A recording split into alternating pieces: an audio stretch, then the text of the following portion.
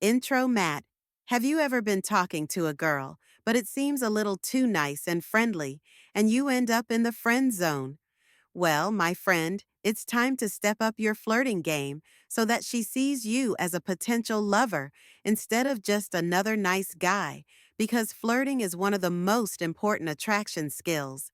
So watch closely and take some good notes. My name is Matt Artisan from The Attractive Man, and this is 6 ways to flirt with a girl to make her like you. We've done all the testing. We know what works. Now, most guys think that you have to spend lots of money on the girl. Buy lots of flowers and gifts to spend weeks and weeks courting her to get the girl that you really want. But the reality is that women only care about how you make them feel. And one of the best ways to make her feel romantic feelings without spending lots of time and lots of money on her is through flirting.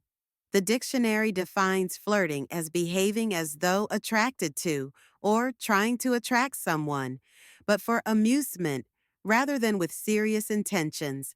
And this is great because flirting is basically just showing your interest in her in a fun, covert manner.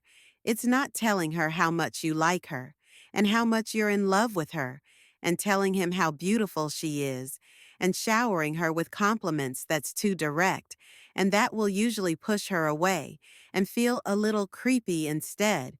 Do it more subtly and more indirectly and playfully with some of the ways that I'm about to show you.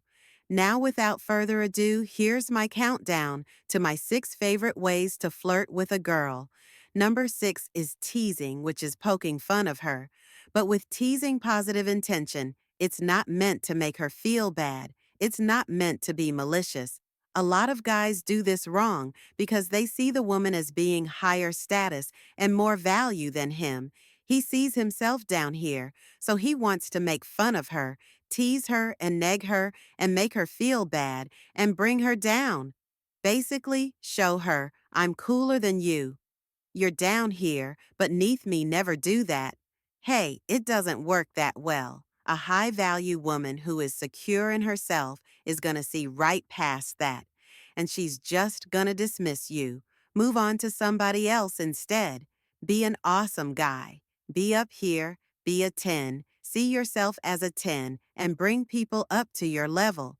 Bring people up to your status instead of trying to put them down. And the key is that it's in the Holman. It's not some pre-planned line that you intend to say.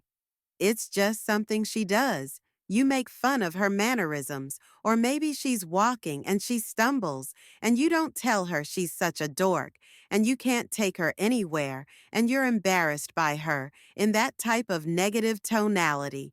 It's a playful tonality. You tease her and say, "Oh, I can't take you anywhere," or, "Oh, you're such a klutz." The point is that it's all about the vibe that you're having fun and just enjoying the experience.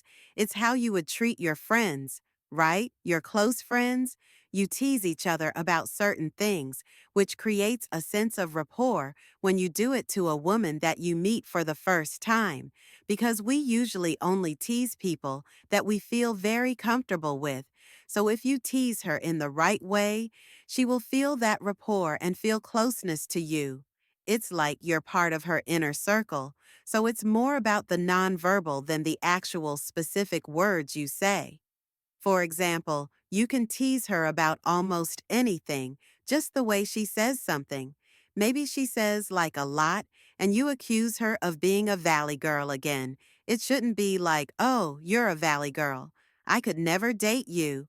It should be like, "Oh my God, you're such a valley girl. Do you listen to yourself? Oh my God, this is never gonna work out. I'm nervous about this because I know I can't do this."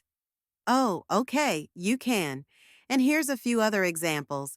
See, this is why we can't have nice things.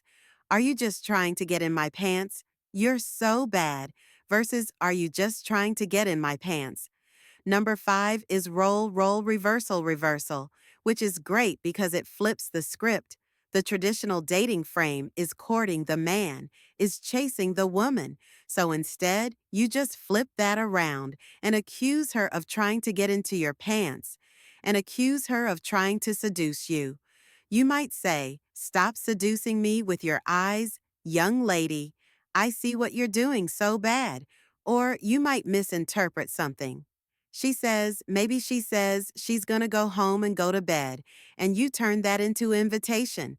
"I think I'm gonna go to bed. I can't go to bed with you that easily. I mean, you need to buy me a drink first or something."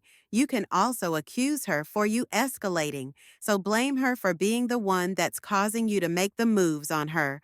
So you could say something like, "If you look at me again like that, I'm gonna be forced to kiss you." Remember, it's all in the delivery, in the tonality. Saying, "If you look at me again like that, I'm gonna be forced to kiss you." Stop. Stop looking at me like that is not flirting. Number 4 is role playing. This one is awesome because it creates this context. Role playing in this frame of a fantasy world, which means you can flirt with her. You can tell her how much you are in love with her, even. But it's just a joke.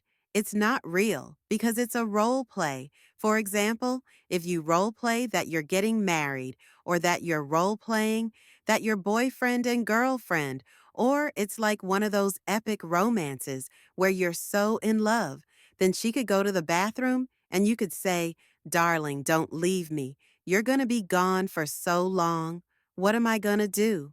I know that sounds a little cheesy, but it's fun. It's playful. It's so different than what other guys would do in the bar, whether just let her. "So how's your night going? You come here often. What do you do for work?" And in a marriage role play, which is one of my favorites, you can get away with talking about so much talk about your future relationships, where you would travel together, painting these pictures in her mind of you and her together. "You know what? I like you. We're so gonna get married. Instead of having a long engagement, we should just find my friend, actually. It's right over there. He's an ordained minister. Come on." And you can also talk about very risque things because you're a married couple now. In fact, a few times I've taken my dates into adult bookstores after we've done this marriage role play. And I'm just like, "Come on, honey. We need to spice up our romance." And I start whipping her with some of the whips and pick out some toys for her. And it's really fun and really ramps things up to the next level. Another role play I like is the mini relationship, where you just have like a 5-minute rule, a ship with a girl as boyfriend and girlfriend. "I have a fear of commitment, so we can just do this for 5 minutes. You could be my girl 5 minutes. That's all I can commit to it." Creates that sense of closeness that you're in a relationship right away, but it takes away the pressure because you're going to break up in 5 minutes. In fact, I use this as an opener going up to girls and saying, "Hey, can I be your boyfriend?" Or "Will you be my girlfriend?" And if you want to know how well it worked, it actually quite surprised me. Check out the video. The links to the videos, I'll put them down in the description, by the way. Remember, if you haven't downloaded my free conversation cheat sheet that's packed with other flirty examples, make sure to download that right now. There's a link down in the description for that as well. Next is touching, which is a great way to touching flirt, as long as you don't overdo it. If you're touching her too much too soon, then it's no longer covert. It's very obvious what you're doing, and to everybody around you, they can tell you really like this girl, and it can definitely creep her out. So you must make sure to balance your interest, and this actually applies to every one of these concepts, that you balance the showing interest by taking it away. You're saying, "Hey, I like you, but I'm not sure about you." Or with touching, it's, "Oh, you touch." But then you take it away. You should never be like, "I like you, I like you, I like you, I like you. Touch, touch, touch." You need to do a little bit and then take it away. 2 steps forward, 1 step back. And touching works so well because it releases oxytocin, which is a feel-good hormone that is also released during orgasm. But the key is that the touching is in context. If you're completely touching her out of nowhere and it's not relevant to the situation, then it's gonna seem creepy. So here's a few ways to touch her, where it is in context. First, there's greeting touch where you shake her hands, but to make it flirtatious, shake her hand and hold it longer than normal while looking into her eyes, or give her a kiss on the. Then there's also games like thumb wrestling or slap hands. There's also observational touch where you notice something about her, like she's wearing a cool necklace, or she has a ring on her finger, or a watch, also leaving her from one place to another place. You can go arm in arm or hand in hand. And there's also conversational touching to emphasize a point when you want to make something you're talking about seem more dramatic. You can also do correcting touch, which I love to do, which is when you fix her outfit, or you take something out of her hair, or you can even fix her posture and get her to stand up straight. Bad posture is a huge pet peeve of mine. Number two, I call the look of desire, which is using your eyes to flirt with her. Flirt with your eyes, which can be really covert and have a huge impact. As they say, the eyes are the window to the soul, and they can really create a lot of tension. And on the flip side, you can actually make the interaction very platonic by breaking the eye contact, by looking down, which is very submissive and shy, and can make her feel like you're a weak man if you want her to feel like you're a strong. But there's to have a stone cold face and they're expressionless when you do that. She's gonna think you're a serial killer because she can't read you. She needs to be able to read your intention and feel that you're not a threat and that this is a positive, flirtatious vibe. So that smooth, subtle smile or smirk will really help with that. And number one, which I considered the foundation of flirting, is push pull, which is showing her interest, either push pull direct verbally or through your eye contact or non verbally, through touching and then taking it away. It's maintaining that balance of I like you, but I'm not sure about you yet. Showing desire yet being the challenge, because if you show too much interest too soon, she feels like why powerful alpha male, then hold the eye contact longer than normal. But don't just look at her bug-eyed like this, or like this. That's not flirtatious. You need to look at her with desire. You need to appreciate her beauty and allow yourself to feel that feminine energy. We'll call it that intoxicating feeling that a beautiful woman gives you when you're in her presence. And just soften your gaze. Just allow yourself to appreciate that beauty and let that appreciation for her attraction come through your eyes, not in a creepy way where you're like, oh my God, damn, look at you. Not like that, but where you're just looking at her like you could give her the utmost sexual satisfaction. You could give her the utmost pleasure in bed if she was so lucky. When you give her that look of desire, she will melt in front of you, and almost every guy on her boot camps, it needs help with their eye contact initially to really ramp up that sexual tension practice. Not blinking, I'm doing it right now. I'm gonna seduce you with my eyes. But seriously, I've noticed this in a lot of Hollywood movies where the interaction is very intense and seductive, that there's not a lot of blinking, because believe it or not, Bowling King releases the tension. Also stand a little closer than normal. That will increase that flirty vibe and that sexual tension. And also practice your smirk when you're looking at her with desire and you're appreciating her attractive beauty. Just have a little smirk on your face, not an ear-to-ear grin, because that releases the tension. And that just shows that you're nervous, but instead just appreciate the beauty. I've seen guys on our workshops as well, when they first approached a woman, it's so serious, and they're looking at her like this, and they have good eye contact. Does this guy like me so much? He must be desperate. He must not have other women in his life. But if you're too much of a challenge and you push her away too much and you're kind of, it then she can also lose interest because she's like, why bother?